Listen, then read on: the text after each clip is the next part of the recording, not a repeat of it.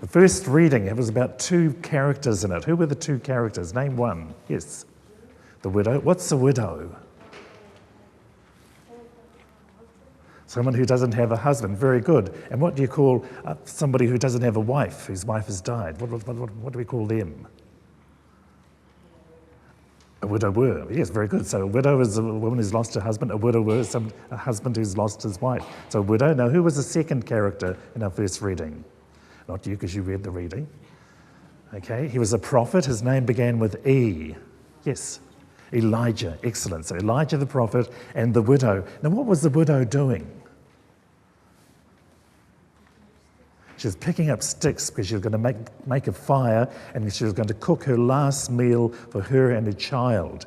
And Elijah kind of says to her, "Excuse me, can you bring me some water?" And she obviously brings him some water. Then he says, "Can you bring me something to eat?" And of course, then she tells him, "Look, I've got hardly enough for myself and my child. We're just going to cook our last supper, and then we're going to probably just end up dying because we've nothing else to eat." But then a wonderful miracle takes place as Elijah says to her, "Well, bring me what you can anyway." And she does. Most people would say, "Oh, forget it. You can look for your own food." But she offers him wonderful hospitality, and as a result of that hospitality, she, receiving a little bit of bread that had been cooked and the water that she gave him, he said, "From now on, you won't run out of any more flour or oil. You'll be able to cook and feed your family for as long as it takes." And that's a wonderful miracle that takes place. When we move to the gospel reading, okay, who was in the gospel reading? Who are the main characters again? Oh, this is hard work, isn't it? His name begins with the letter J. Jesus, okay. And there was another person in there, and she gave everything she had. And it doesn't give a name, but she's a widow, okay? So we've got a widow in our first reading, and we've got another widow in our gospel. And we're told that she puts in 2 coins, and it's hardly worth anything. But then Jesus says something really important, because he says, well, she's the one that gave everything she had. So there's lots of wealthy people coming in, and they were giving lots of money because they could afford to give lots of money. But here's this widow with hardly anything at all, and she gives everything. Isn't that amazing, giving everything? So when you come along to Mass on Sundays, do you give all your pocket money into the collection plate as it goes around? No. Okay. Well, it's a wonderful story that Jesus tells, and it reminds us. I was reading a story about Mother Teresa. Who knows who Mother Teresa is? Oh dear, we've got some missionaries of charity. The sisters of Mother Teresa are sitting here. Okay, wait. Mother Teresa was a sister of mercy.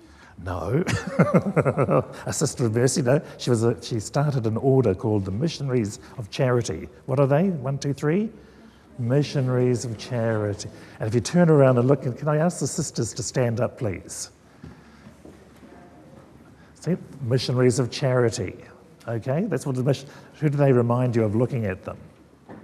Mother Teresa, because Mother Teresa dressed exactly like that. Well, Mother Teresa, she lived in India, and she told a wonderful story about one day a beggar man came up to her and said, "Oh, Mother Teresa, I've got a gift to give you." He said, "I've been sitting in the sun begging all day, and I've got 30 cents. And Mother Teresa kind of thought to herself, 30 cents? She goes, "Well, that's not much at all. He probably needs it more than I do. And what can I buy with 30 cents? But he was so determined. He said, "You have to take this money. All day I've been sitting there, and I really want to give it to you." And Mother Teresa thought, well, do I tell him keep it for himself? Because he needs to buy some food for himself, or do I take it? And she just realized at that moment, she says, maybe I just need to take it because that's what he's been begging all day for, to make that money. So she took the 30 cents from him, and she said the absolute joy and delight, a big smile that crossed his face. She said it was worth thousands of dollars, the smile and the joy, the fact that Mother Teresa took his 30 cents. And she said that it made such a huge difference, somebody who gave wholeheartedly. And somehow or other, I think the gospel reminds us too that we're called to give wholeheartedly, not just of our resources, of money, but of our time, of our love, of our care, of our compassion, of our forgiveness, All those qualities that are given to us week in and week out in the gospel readings of what we're called to be as faithful disciples of Jesus. So Jesus is encouraging us to give generously, constantly. So not just money for money, but everything we do, give wholeheartedly and give everything, and we will be rewarded in return. Isn't that a fantastic offer? Isn't it fantastic? Hello, work with me, yes? Are we thrilled about that offer that Jesus makes us? So what are we called to be? We're called to be as generous as the poor widow. Who are we called to be as generous as?